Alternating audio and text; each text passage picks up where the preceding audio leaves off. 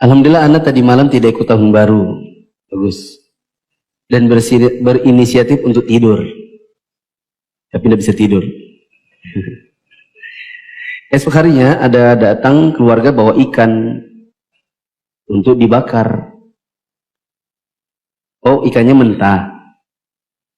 Pertanyaannya, apakah bakar ikan di pagi hari tanggal 1 itu termasuk tahun baru? Tidak termasuk. Karena antum dikasih ikan mentah kan? Nah, ikan mentah. Antum juga nanya, ini sisa tadi malam kah? Dan tidak usah ditanya. Tidak usah ditanya juga. Ini dari mana ini? Ya, keluarga datang bawakan, terima aja. Tapi kan bisa diasumsikan, itu kan asumsi antum. Tapi kalau dibakar di pagi hari, apakah termasuk perayaan? Enggak. Karena orang itu perayaannya bukan di pagi harinya. Kapan? Jelang jam 12-nya. Karena kalau sudah jam 12, tidak bakar-bakar. Ngapain? Kembang api. Tadi Ana sempat ragu tentang hukumnya, tapi Ana sudah terlanjur makan. Karena tidak enak sama keluarga. Ini kalau yang seperti ini halal-halal aja insya Allah. Itu yang masalah kalau sudah terlanjur dibakar baru dia ngomong, ini nah ikan tadi malam dah habis. Di situ jadi masalah.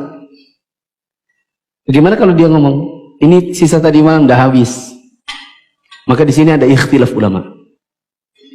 Sebagian ulama kita ada yang mereka bersikap tegas terhadap makanan-makanan yang itu bukan makanan untuk kegiatan syariat, kegiatan yang halal secara syar'i.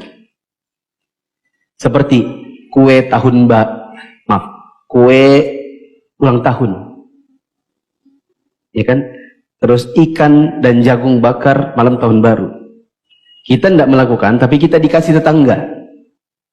Malam tahun baru ada tetangga ketok-ketok. Assalamualaikum, Waalaikumsalam. Pak, ini nah ikan bakar. Kita tahu dia lagi merayakan di situ, ya kan? Itu halal atau tidak?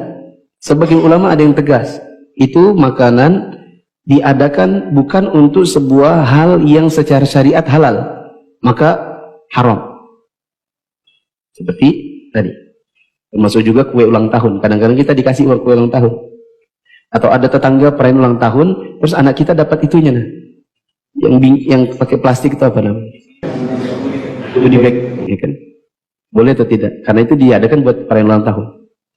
Sebagai ulama, ada yang menganggap yang haram itu hanya makanan-makanan yang diadakan untuk hal-hal yang berbau syirik. Yang hanya unsurnya syirik. Apakah perayaan tahun baru itu syirik?